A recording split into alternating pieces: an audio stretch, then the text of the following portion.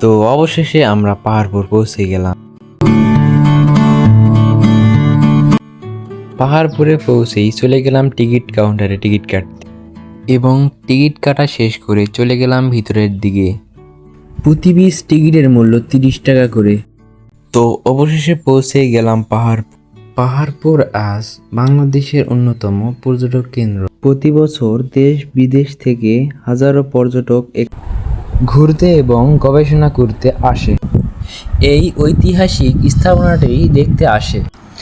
এখানকার জাদুঘরে খনন কাজে পাওয়া কিছু প্রাচীন নিদর্শন রয়েছে।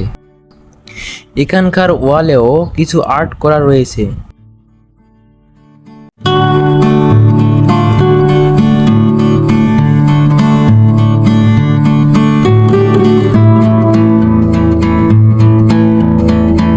নওগাঁর পাহাড়পুরে 75 একর এলাকা জুড়ে প্রত্ন নিদর্শন এশিয়ার বৃহত্তম বৌদ্ধ মঠ সম্পুর বিহার। চারদিকে চওড়া সীমানা দেওয়াল দিয়ে ঘেরা।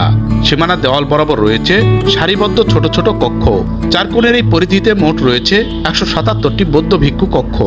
এর মধ্যে উত্তর দিকে 45টি এবং দক্ষিণ ও পশ্চিমে রয়েছে 44টি করে কক্ষ। ইতিহাস থেকে জানা যায় এখানেই ভিক্ষুরা সে সময় জ্ঞান অর্জন করতেন।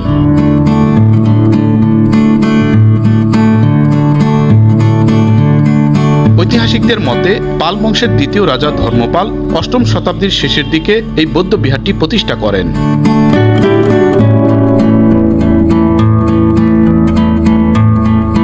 প্রায় 300 বছর ধরে এটি বৌদ্ধদের অন্যতম ধর্মীয় কেন্দ্র হিসাবে ছিল। তখন তিব্বত, চীন, মিয়ানমার, মালয়েশিয়া, ইন্দোনেশিয়া সহ বিভিন্ন দেশের বৌদ্ধরা ধর্মচর্চা ও ধর্মীয় জ্ঞান লাভের জন্য এখানে আসতেন। খ্রিস্টীয় 10ম শতকে এই বিহারের আচার্য ছিলেন মুন্সিগঞ্জের অতীশ দীপঙ্কর শ্রীজ্ঞান।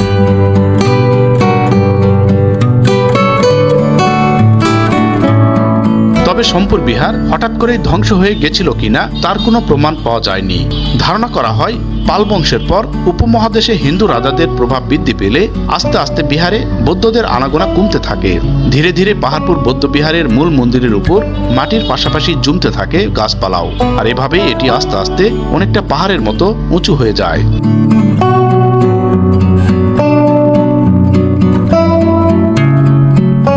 সমতল থেকে 72 ফুট উঁচু পাহাড়ের আকৃতি নেওয়া এই প্রত্ন নিদর্শনটি যুগ যুগ ধরে মানুষের কাছে রয়েছে রহস্যের আধার হয়ে।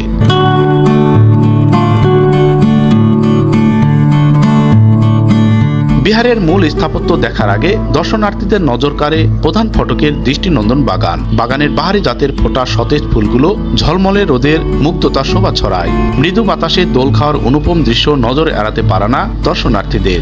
টকটকে লাল গোলাপ, জবা, গাঁদা, ক্যামেলিয়া সহ নানা প্রকারের দৃষ্টিনন্দন ফুল যেন দর্শনার্থীদের স্বাগত জানানোর অপেক্ষায়। প্রাচীনের নিদর্শন দেখার আগেই এই বাগানের ফুল ও প্রকৃতিকে ক্যামেরা ফ্রেমে বন্দিতে ব্যস্ত হয়ে পড়েন অনেকেই। বিহারের মূল বেদিতে যেতে হলে পার হতে হবে কাঠের তৈরি ছোট একটি সেতু। দেখতে দেখতে সামনে এগুলেই দেখতে পাবেন চারপাশে ছড়িয়ে থাকা প্রত্ন নিদর্শন। 9ম শতকের এসব স্থাপনা দেখে মনের মাঝে জাগতে পারে নানা প্রশ্ন। প্রযুক্তিহীন সেই যুগে নিখুঁত কাঠামোতে গড়ে তোলা ইট পাথরের অবকাঠামো 1250 বছরের নিদর্শন বহন করছে সাক্ষ্য।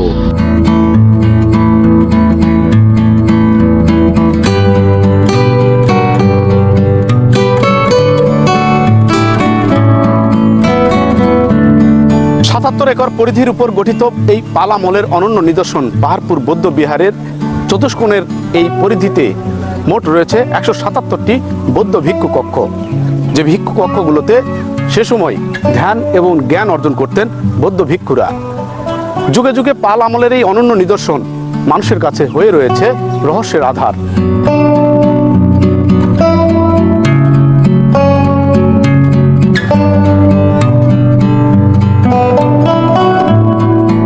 উৎসব বা ছুটির দিনগুলোতে এই বিহার দেখতে ঢল বাড়ে দর্শনার্থীদের। অনেকেই সপরিবারে, আবার অনেকে পিকনিক বহর নিয়ে দিনভর সময় কাটান এখানে। দূষণ ও কোলাহল মুক্ত সবুজ ঘাসে আচ্ছাদিত শুনশান পরিবেশ মুক্ত করে দর্শনার্থীদের।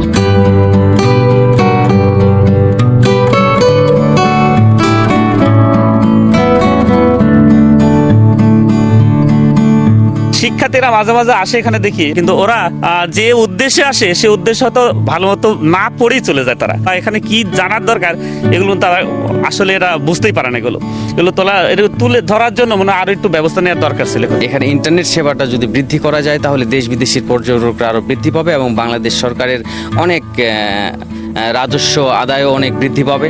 এখানে ভালো রেস্টুরেন্ট, খাওয়া দাওয়ার আমরা যে দুপুরবেলা খাবো বা যে রেস্টুরেন্ট, সেরকম কোনো রেস্টুরেন্ট নাই বা কোনো গেস্ট হাউস নাই এখানে। সামনে ঢুকতে আমাদের চোখে পড়ে যে মূল ফটকের দৃশ্যটা, এটা অনেক সুন্দর।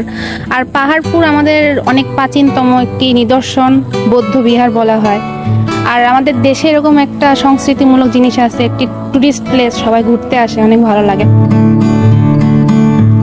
ট্যুরিজম বোর্ডের শীর্ষ কর্মকর্তা জানালেন, পর্যটকদের বাড়তি সেবা নিশ্চিতে বেশ কিছু প্রকল্প হাতে নেওয়া হয়েছে। দেখতে পাচ্ছি এখানে গত বছরও আপনার প্রায় 10 লক্ষ পর্যটক এখানে এসেছে। আমরা আশা করি যে আমাদের এই পাহাড়পুরকে কেন্দ্র করে আমাদের দেশে আন্তর্জাতিক পর্যটকের সংখ্যা অনেক গুণে বাড়তে হবে।